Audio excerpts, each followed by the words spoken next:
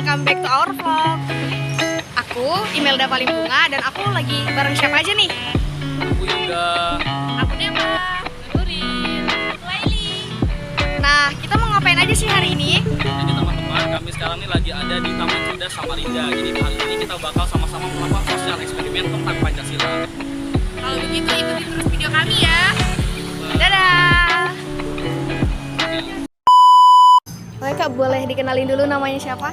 Oke, nama saya Wichdanda Hakim, biasa dipanggil Newton. Oke, jadi Kak, kami ingin mengajukan nih beberapa pertanyaan kepada Kakak mengenai Pancasila. Oke. Nah, untuk pertanyaan yang pertama nih, bagaimana sih pendapat Kakak ketika Kakak mendengar Indonesia tanpa Pancasila?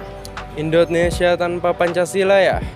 Kalau semisal Indonesia tuh nggak ada Pancasila ya, Indonesia nggak punya alat untuk mempersatukan bangsa. Dan Indonesia juga nggak punya pandangan hidup. Artinya itu kayak Indonesia tanpa pedoman lah. Iya benar. Ya. Jadi intinya Pancasila itu merupakan ideologi bangsa yang menjadi pedoman bangsa gitu ya Pak. Nah, untuk pertanyaan kedua, gimana pandangan Kakak tentang hukum yang ada di Indonesia? Apakah udah sesuai nggak sih dengan nilai-nilai yang ada di dalam Pancasila atau bagaimana? Hukum yang ada di Indonesia ya. Sebenarnya kalau hukum yang ada di Indonesia itu menurut saya ya relatif. Karena ada beberapa yang udah sesuai dengan nilai Pancasila, ada juga yang hukum itu dibuat untuk kepentingan beberapa individu atau kelompok doang. Jadi ya masih harus dibenahi lagi lah hukum yang ada di Indonesia. Keren banget nih kakaknya nih. Oke Kak, untuk pertanyaan yang terakhir nih.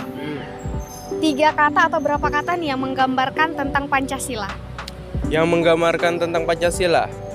Pancasila, pedoman hidup bangsa Indonesia. Oke. Boleh tahu dengan Bapak siapa? Bapak Agus Budiman. Oke, Pak Agus ya. Jadi kami akan mengajukan beberapa pertanyaan mengenai Pancasila. Yang pertama nih Pak, bagaimana pendapat Bapak jika mendengar kalimat Indonesia tanpa Pancasila? Bismillahirrahmanirrahim. Yang pertama, Indonesia dan Pancasila merupakan salah satu komponen yang tidak bisa dipisahkan.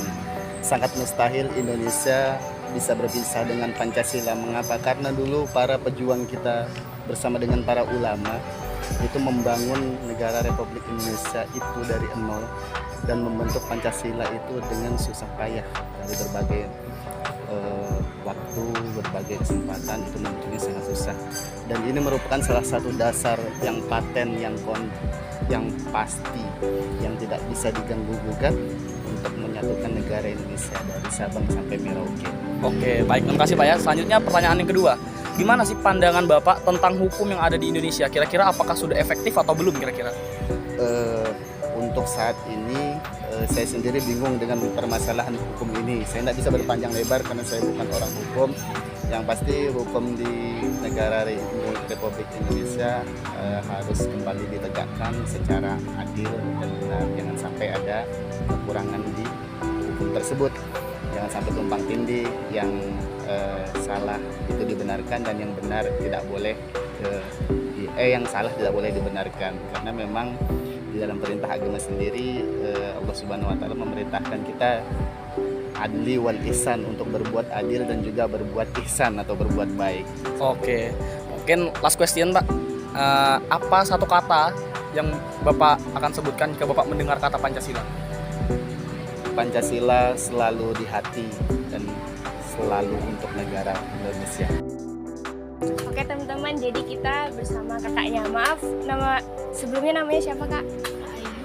Oke, Kak Ayu ya. Jadi di sini kita mau nanya nih 3 pertanyaan tentang Pancasila.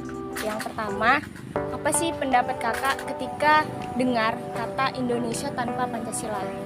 Indonesia tanpa Pancasila bakalan jadi terpecah belah Mungkin ya terpecah belah ya. Oke, pertanyaan kedua, gimana sih pandangan Kakak tentang hukum yang ada di Indonesia saat ini? sangat memprihatinkan. Terus juga banyak masyarakat yang nggak dapat keadilan.